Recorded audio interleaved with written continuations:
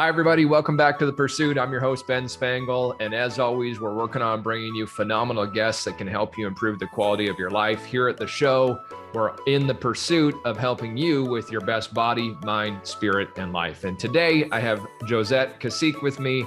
I've just been getting to know her, and we were talking before recording here of us being kindred spirits, and you're going to find out pretty quickly why, I think. Josette has a fascinating story of healing herself from advanced rheumatoid arthritis. And I have actually know someone, a friend of mine that has that and is dealing with that right now. So I can't wait to hear more on your story there. She's an incredibly successful entrepreneur, started a business from heart, and really at what I've noticed in getting to know her a little bit too, is that her mission is ultimately, like a lot of us, but it's to serve people and help people realize more of who they are and how to come into more of our personal power. And we got lots we can talk about, that's for sure. So I'm super excited. So Josette, thank you for the time. Thanks for being here with us. Thanks, Ben. It's a privilege. I appreciate it. Thank you. Yeah, it's my honor. So first things first, I know with that introduction, people are going to want to jump in right away. Let's talk about how you healed your disease. Maybe tell us a bit of your story and how that all became about. Yeah. Sure. Thank you. Yeah. 11 years ago, I woke up with some pretty swollen joints. It hit me suddenly. I had sudden onset advanced RA. That was the diagnosis after several hospital visits and ER visits, because I was really crippled. I went from being fairly normal to just complete disabling and crippling, where I was having, from one day to the next, joints were just, I couldn't move, and I was in excruciating pain. The doctors, when you get, I think, any autoimmune disease, but with rheumatoid arthritis, you're given basically one option. They don't give you many options. It's a lot of pharmaceuticals. The protocol 11 years ago for me was methotrexate, which is a chemotherapy drug, prednisone, steroids, Humira, which is aimed to shut down your immune system so that your body doesn't have that response. What I was baffled about is no doctor could tell me what caused it. Usually when you have something like that, at least for me, logically, you would want to take away the elements that are causing the disease. But Western medicine says that they don't know what causes the disease. So I went on a journey to find out what caused the disease. My son was 2 at the time, just before he hit 2. And it was horrible because I couldn't hold him and I couldn't do the tasks of being a mom because of the pain. But I was pretty adamant about not taking the drugs, because when I researched the drugs that they give you, they say it may take an average about 15 years off your lifespan. And that was really the non-negotiable for me because of my son. Sure. My son became my why for everything. Like, what am I doing? When you lose your identity, and I say I lost my identity because I couldn't get dressed. I couldn't even brush my teeth because my elbows weren't functioning. My wrists weren't functioning. There were nights that my husband had to carry me to the bathroom to go to the bathroom. It was everything that I thought I was gone. So I was able to, and I look at it as an opportunity now in retrospect, see myself outside of my physicality. So my body was in this pain, but yet the same person was still inside. If that makes sense. And so I think kind of like, when somebody loses their hearing, the other senses become more fine-tuned. Right. I feel like that's what happened to me. Like, this body was in pain, and then my inner instinct became more alert and fine-tuned. So I had a dream that I was supposed to find another way, that I wasn't supposed to do what the doctors told me to do, and I was supposed to find another way. And everybody thought I was crazy. My husband was looking at me like I was crazy. My parents said, you have to be a responsible mom and do what the doctors tell you to do. But everything inside of me, which was now a voice that was becoming louder and louder, was saying, you got to find another way. There is another way. And so I just did that. I put one foot in front of the other. I found, obviously, diet's number one. there's a couple of theories with rheumatoid arthritis and with autoimmune disease and disease in general that disease can't exist in an alkaline environment. Right. So the first thing I did was test, I did little pee tests for acid, and I had off the charts acidosis. I mean, I was completely acidic. So I said, okay, that I can fix. So I went and did an alkaline diet. I mean, raw vegan for a good year, just raw vegetables. And at the same time, I worked on healing a leaky gut, which is another thing that they say with the environmental toxins. We don't even know that's happening, but with the environmental toxins, the food toxins, stress, anxiety, any negative emotion can cause a leaky gut, which means that undigested food particles leak through your gut, causing an immune response. I hit that target as well. And so while I was having an alkaline diet and healing my gut, the third target was the emotional, spiritual, and mindful target, which was, okay, who are you really? And are you limited to what these doctors say you're limited to, or is there something more?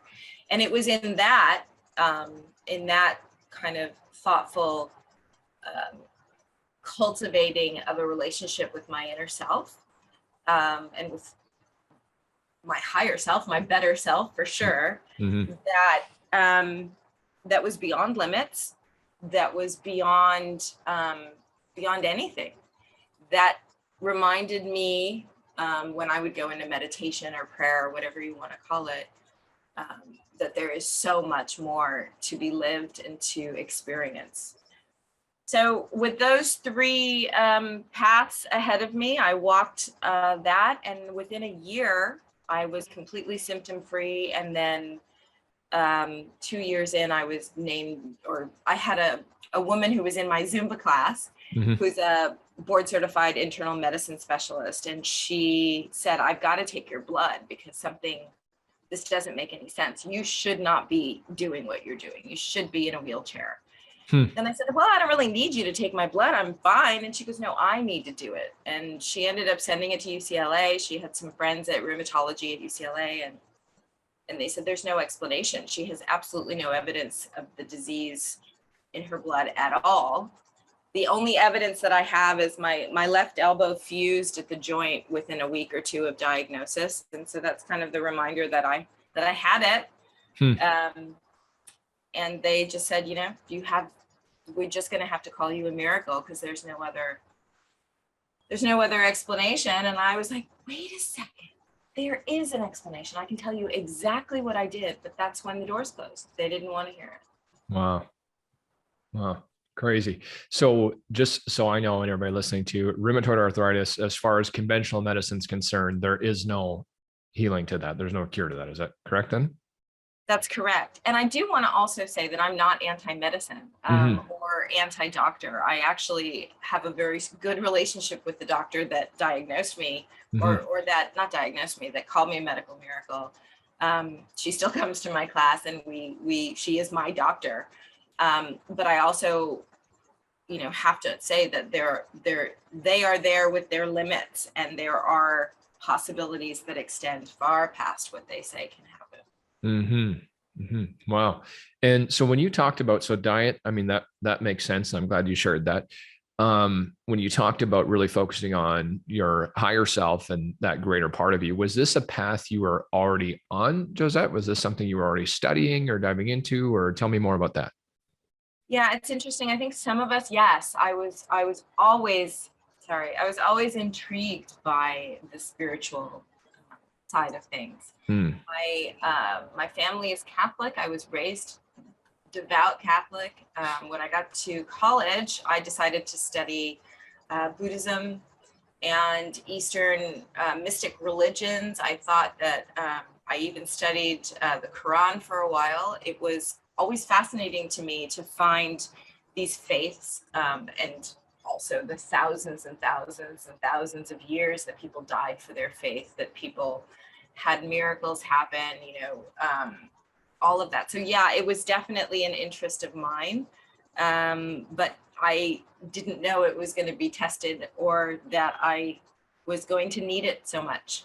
But yes, it was definitely, I was on that path. I was definitely more of a bookworm in terms of, ooh, that's interesting. I wonder what's possible kind of a thing. Fascinating.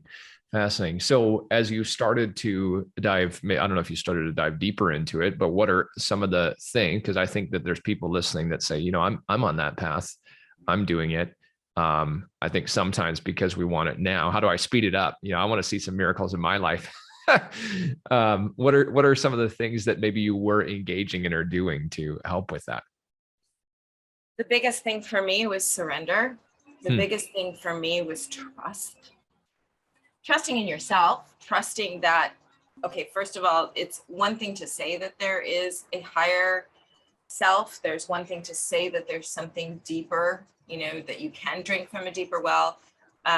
Application of the theory is a little bit more challenging, and it involves letting go of who you used to be.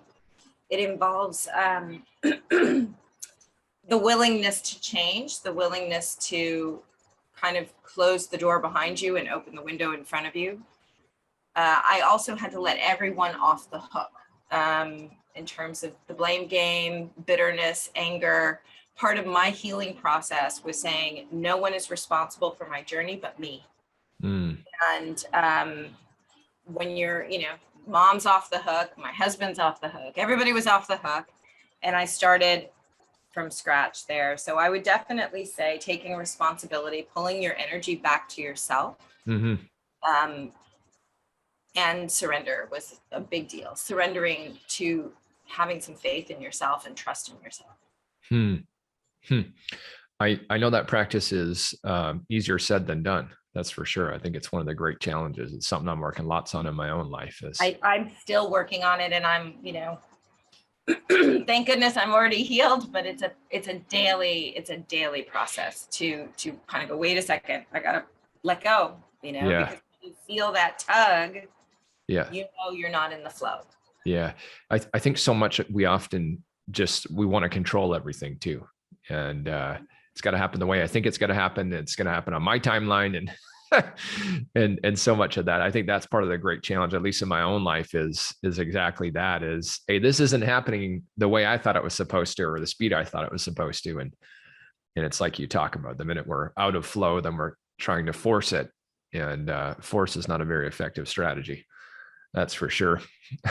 No, and there is a deep humility in letting go. You also have to lose your ego to do that. You have to go, okay,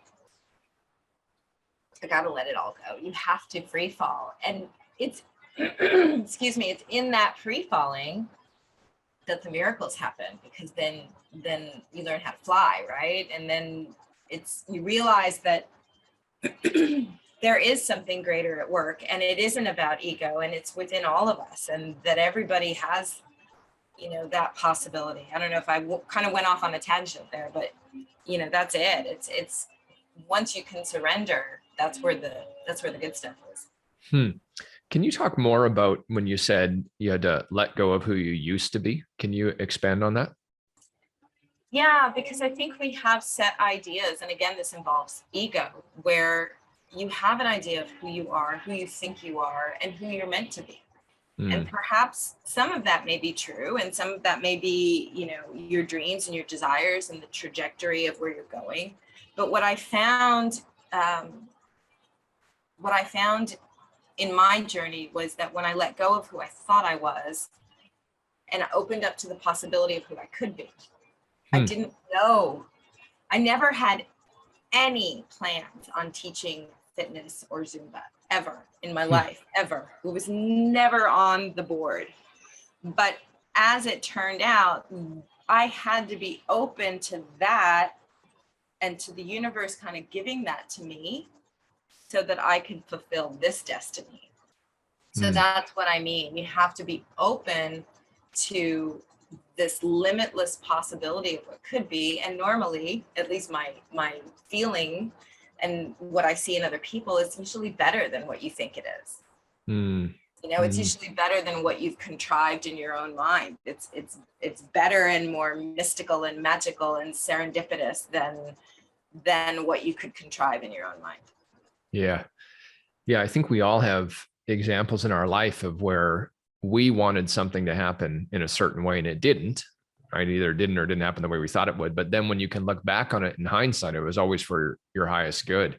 We were in the middle of, we bought a property and my wife was going to open up a wedding venue business on it. And to make a long story short, it just didn't work out. Didn't work out the way that we wanted to. But what's been fascinating is watching over the last few months is what that's actually led to in other areas that had that have gone through wouldn't have allowed her to experience some of the growth that she's having right now. And it's, I know we all have stories like that of where that, that higher part of us, that guiding force that we couldn't see it, but then something greater came in store for us. That is when you go, and I love that because that's when you get so practiced at it that when crap happens, you go, yes. Because that's just the universe saying, hang on, I got something better for you. And you can't see it now. And it's also pushing us to practice that surrender. It happens often in my life, and my husband is just starting to get to the point where he's like, okay, I'm in total chaos and I can't see my own feet in front of me, but this is awesome. Wow. Yeah, that's a phenomenal belief system to develop right there. Is that in the middle of it? Wonderful, wonderful. Great things are coming. That's it. Yeah. And that speeds the process up though. Right. That's where, if people want to ask, how do I get momentum on manifesting or any of that? Right. It's the constant surrender. It's the constant going, it's all right. I've survived 100% of everything that's been thrown at me, and I will continue to do so as long as I come from taking my cues from that deeper place. The cues have to come from the deeper place, the higher self, the intention, the why am I here? Why am I doing this? What is my purpose? And like you and I talked about, originally for most people, the purpose is to make a lot of money, have a beautiful house, and live this great life, which is great. I mean, I'm totally about right living, which is what I call it, because there is an intrinsic value in all of our gifts that should be earning the amount of money that we feel, or even more.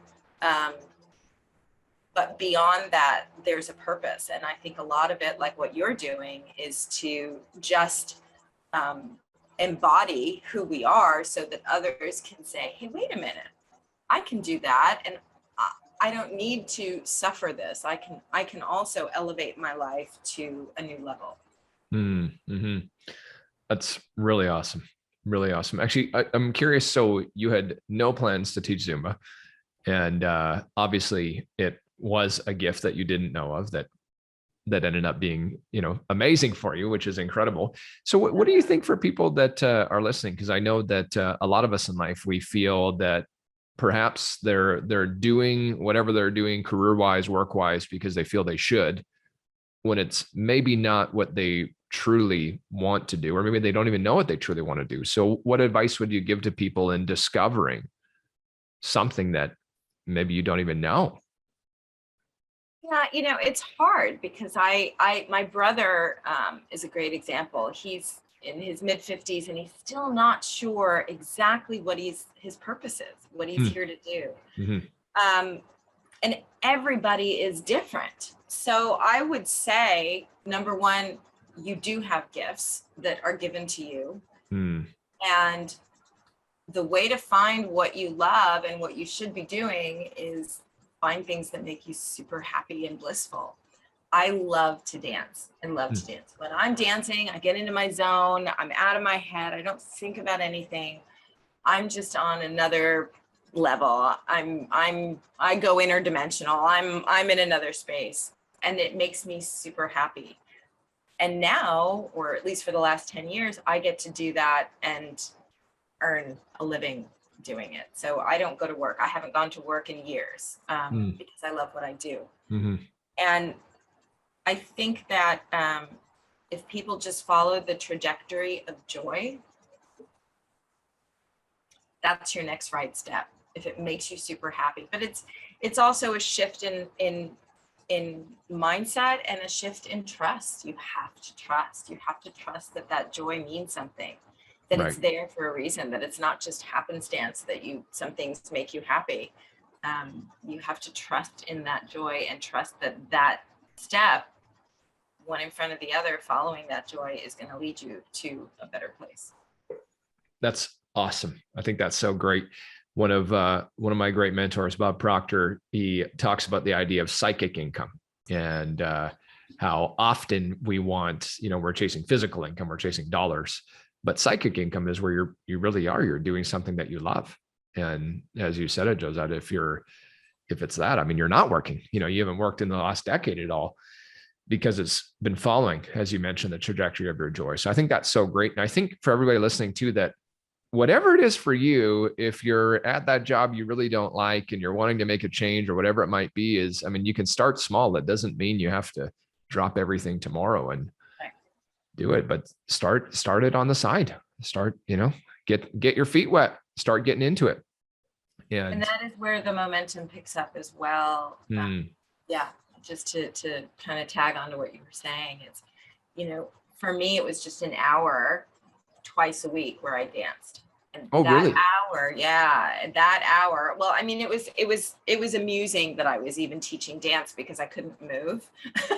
So I was like doing this and thinking I was really cool, but somehow it helped me with my healing. And I think it was because I found joy on such a deep level. But my experience with people is that if they do dip their feet in, if they get their feet wet, that shifts, and little by little, it brings momentum. And I mean, it's crazy to say, you just have to be happy, people. You just have to find something that lights you up and makes you happy. And eventually rent's going to be paid. And not only is rent going to be paid, but you're going to have more abundance than you ever thought possible. You just have to. I think that the universe demands of us to trust, to find that footing where you are trusting in the unknown. That's so good. So good. So let's talk about some of the obstacles. So I know we were talking beforehand, before we started recording, about just creating a life you love. And obviously we're talking a lot of that right now. What do you find are some of the primary obstacles in terms of resistance people are putting up to allowing more good in their lives? Yeah, I think everybody's got their own set of resistance is a good word. For me personally, financial resistance is always difficult. I have friends of mine that have no problem with that. They never have a problem with the flow of money. I'm getting there. I've literally lived very abundantly, but then my taste got really expensive. So I'm like, how many Teslas can I, and then you just go, well, wait a second. So I think financial, for me, people, there's always naysayers out there that will try and pull you away from that path. And I say, quiet everybody down, block everyone out. I had to do that when I was really sick, and I was really sick for a while. Everybody, and they were beautifully intended, said, just do what the doctors are telling you to do. Why are you suffering? I didn't know I was going to heal. I didn't know I knew none of that. That's where the faith comes in. I was in a lot of pain, and I was just putting one foot in front of the other towards joy. So I think the obstacles for me, probably the biggest one is doubt. Doubt and fear. Those are the two biggest obstacles that are, for me, continue to try and creep in. But now I'm pretty good at just going, okay, I see you, I know what you're doing, and I have honestly no room for you. Yeah. And I think that's so great. I know we were talking earlier too, you had mentioned the idea there's a lot more to life than what we've been taught. And so much of, I think, the fear and doubt that we have is just that. It's, these ideas that aren't serving us, that, you can't make money doing what you love, or, you have to work really hard to get this, or whatever it might be. And all this misinformation that's just in financially, obviously, but there's so many other things.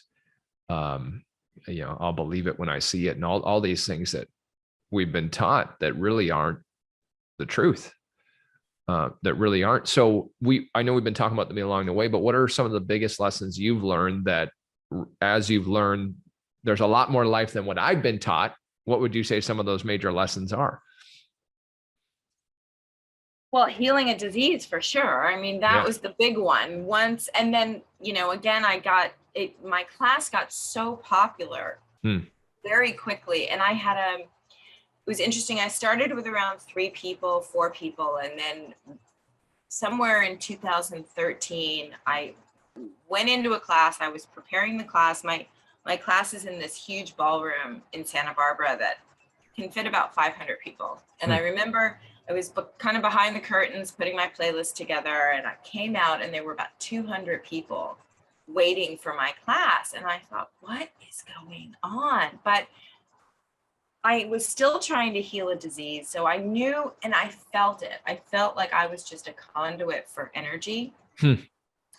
So I think that I kind of lost my train of thought here. I think that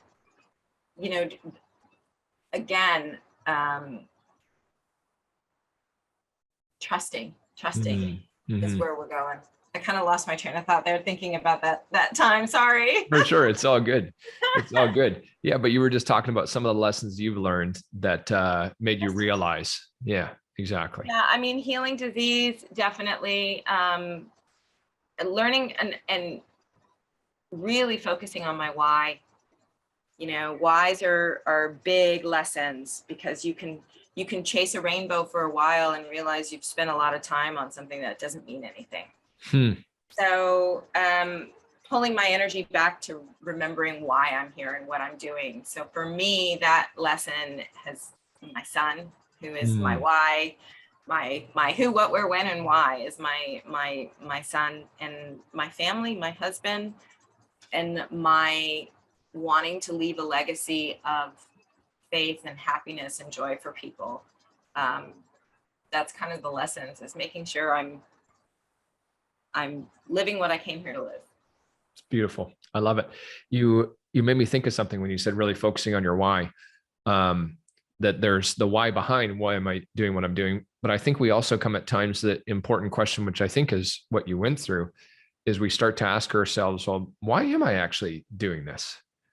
So there's the why, the purpose behind it all, but then also a powerful question of looking at different areas of our life. Why do I do this in this area? Why am I actually doing it? And I've found that has been one of the greatest things for growth, is to stop and ask ourselves, why am I that way? Right.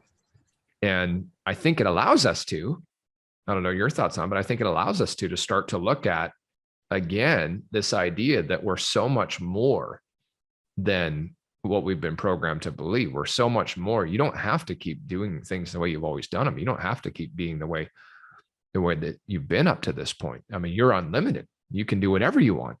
That's the beautiful thing about us. And there it is right there. We're unlimited. Yeah, we're unlimited. I mean, and people just let that sit in for a few years, you can really, because I think it's hard. For me, it was hard to, first understand that there's a lot more than what we're taught. There's a lot more. I mean, that sitting with that for a while is also, you have to respect the process of what you go through, and people will all do it in their own time. But yeah, the programming is huge. We are programmed from a very young age to fit into these little ideas of what we should be. And it seems to mostly be false and fake and phony. And the realization of that, I think, again, that's why you are so popular doing what you're doing. And perhaps it's why my class is popular, because people are seeing, wait a second, if she can heal a disease, why can't I heal a disease? And if we can all heal disease and that's intrinsic in our nature, then what are we doing? Like, why are we even spending time suffering? And if he can make millions of dollars doing what he loves to do, why can't I do that? So I think we're becoming, we're all little lighthouses for other people to get sparked up and lit up, and then hopefully creating a world where people are just happy with the lives they're creating. Yeah, such a great point. Such a great point. And I think that too, everybody, that's a great reminder. If you're not feeling that way, remember that. If Josette can heal herself, why couldn't you?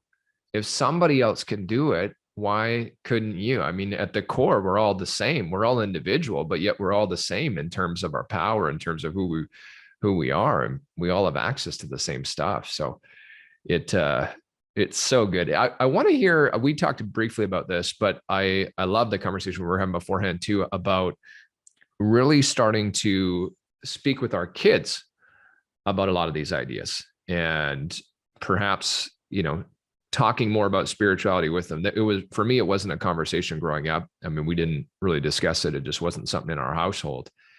And as I've grown spiritually myself and developed more of that, it's been fascinating talking with my kids about it and hearing some of the answers. So what would you say in terms of how do we develop some more of these conversations with our kids and perhaps help teach them, but also learn from them too? For sure, learning from them and listening has become for me one of the best things. I mean, my brother, who is obviously my son's uncle, will call my son now on his phone and just get a morning dose of, what do you think about the world today? And my son will have this perspective of, it's a beautiful, amazing day of opportunity. And I think starting the conversation and opening the door means being brave enough to show your kids that it's okay and it's normal and it's important. In our home, we talk about drinking from a deeper well, that we seek to find information that serves all of us. Obviously, my son Tomas grew up with his mom healed a disease, medical miracle. My husband is an Argentine polo player. So we're not the typical family. Dad runs off and plays with horses all day long and makes a full income, and I dance. So my son has definitely seen a different world than most of his friends. But opening up the conversation and really listening, because as you and I talked about, the kids now come in with a whole other set of knowledge and wisdom and information that I didn't have as a kid, or I don't remember having. So I think sitting down and listening, asking questions. What do you think? What's your opinion on this? What are your thoughts on this? And it doesn't have to be super deep, but it can be, just starting the conversation. Yeah. I think that's so good. I think that more than ever, we need to be doing that, because the reality is for most of the rest of the world, that's not happening for them. And a lot of the outside influences aren't that. So I think what happens this is my own belief, but for a lot of us is we start out like that, where we're so curious, we're so open to downloads, open to the flow. And then because of conditioning and programming, all the stuff that we go through, and the way often I would say a giant cultural paradigm of our society is that to favor logic versus intuition. So it's been fun. It's been great noticing it with asking our girls. And wouldn't it be cool to be part of raising, and there's a lot of us parents out there that are raising the kids outside of that paradigm, outside of those limits, because my son is super popular because he's the kid that says, let's go whittle a magic wand and let's go out in nature and see what we can get from the earth. And most of the kids his age, they're 13, 14, they're like, yeah, we're too cool. He doesn't have any of that because he's drinking from a deeper well. And I think that those are the kids that will be the leaders in the future, because they're the other kids whose parents aren't having this discussion yet, and there's always the opportunity, but they're living in a narrow tunnel, of just what is being spoon-fed to them of what is possible. And again, when you're living limitless and you're teaching your kids that they can live limitless. Yeah, so amazing. Josette, where can people connect with you more? Where's the best place for them to find you? I'm on Instagram and my website. So Instagram is easy. Josette Tkacik is my handle. And my website is the same. It's actually Josette T, because Josette Tkacik is a little hard to type. So it's just Josette and then the letter T.com. Okay. And I'm there. They can reach out to me. I've got some courses on there. My classes are pre-recorded, and they can get them if they feel like dancing with me, or just reach out. I'd love to talk to people. Amazing. And I will put it in the show notes, everybody, but Tkacik is Tkacik. So just when you're looking for it, make sure you spell it properly. We'll have it in the show notes too. So Josette, just in closing, we've talked about a lot of great stuff and lots of amazing things that I think, as you put it, helping people drink from a deeper well. And I've never heard that term before. I love it. I think it's powerful. What would you say in closing in terms of overall, you've, created a beautiful life. You've healed yourself from what most would say was an unhealable disease. And if you were to leave our listeners and viewers with one thing that perhaps we haven't talked about that could help them impact the quality of their lives, which is why I think all of them are listening, what would you want to leave them with?